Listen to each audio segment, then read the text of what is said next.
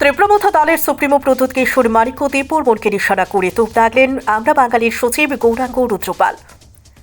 বৃহস্পতিবার আগরতলা শিবনগর স্থিত আমরা বাঙালি দলের দলীয় কার্যালয়ে সংবাদ মাধ্যমের মুখোমুখি হয়ে আমরা বাঙালি দলের সচিব গৌরাঙ্গ রুদ্রপাল জানিয়েছেন, ত্রিপুরা বিধানসভার 60টি আসনের মধ্যে বর্তমানে উপজাতি সংরক্ষিত 20টি আসনের জায়গায় ত্রিপুরা দলের পক্ষ থেকে 25টি আসন উপজাতি এবং একটি আসন মণিপুরীদের জন্য সংরক্ষণের দাবি করা হয়েছে। বর্তমানে ত্রিপুরা বিধানসভায় 60টি আসনের মধ্যে উপজাতি সংরক্ষিত আসন হচ্ছে 20টি এবং তপশিলি জাতি সংরক্ষিত আসন হচ্ছে 10টি।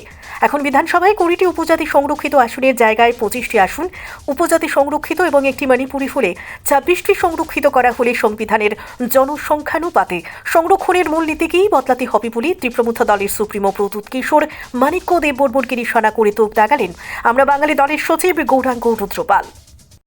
সেটা হচ্ছে আমাদের ত্রিপুরা বিধানসভার আসন সংখ্যা হচ্ছে 60।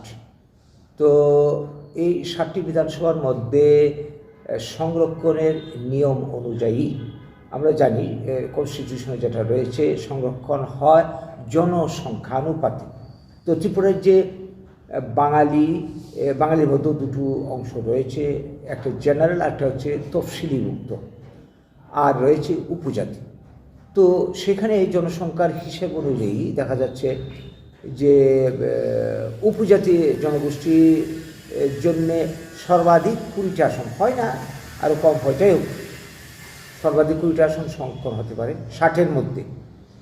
এসসির জন্য 10টি, তো মিলে হয়ে গেল 30টা আসন।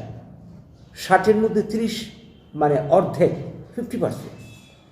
কনস্টিটিউশনে রয়েছে 50%-এর অধিক সংরক্ষণ হবে না, হতে পারে না।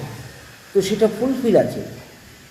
সেই জায়গাতে নতুন করে ত্রিপুরা মতো একটা নতুন আঞ্চলিক দল তৈরি হয়েছে উপজাতি ভিত্তিক।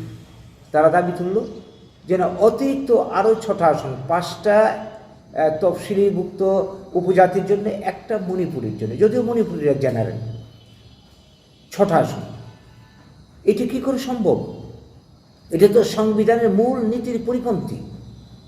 তাহলে এই দাবি তুলে এরা কি করতে চাইছে? সংবিধান ডিঙিয়ে এই দাবি কারা মেনে নেবে?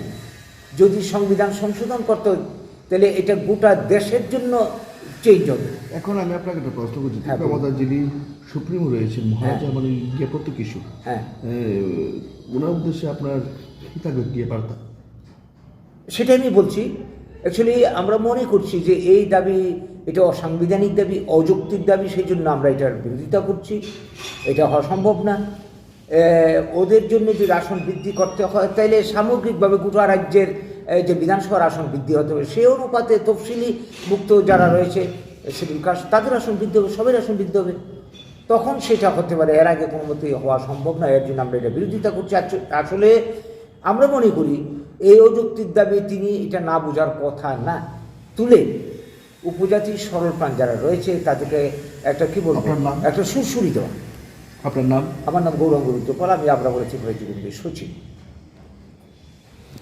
সুরসুরি দিয়ে একটা রাজনৈতিক গেইন নেওয়া।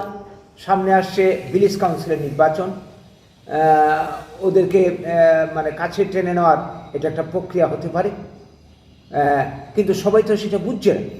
এই বিষয়কে একান্ত করে আগামী দিনে ওরা হয়তো কোনো ধরনের চাপ বা আন্দোলন, হিংসাত্মক আন্দোলনও এরা সংগঠিত করতে পারে। অতীত এই ধরনের অযৌক্তিক কথাবার্তা নিয়ে আমরা জানি, গ্রেটার ত্রিপুরার ইত্যাদি কথা বলে, যেটা কোনোদিন সম্ভব না। গো ব্যাক বাংলাদেশ ইত্যাদি স্লোগান তুলে তাদের জাতিগোষ্ঠীকে এরা উস্কেছে।